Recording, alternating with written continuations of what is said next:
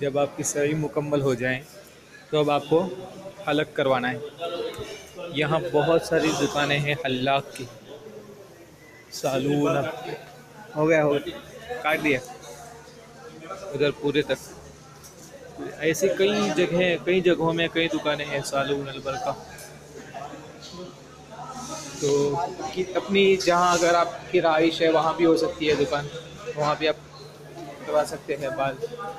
अलग करवाना हो तो अलग करवा सकते हैं, कसर करना हो तो कसर करवा सकते हैं।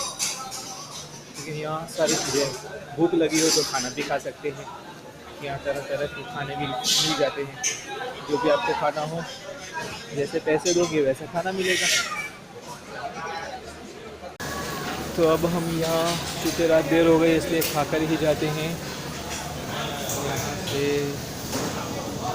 अल्लाह ताला उम्र कबूल फरमाए, आप भी दुआ कीजिए। अस्सलाम वालेकुम।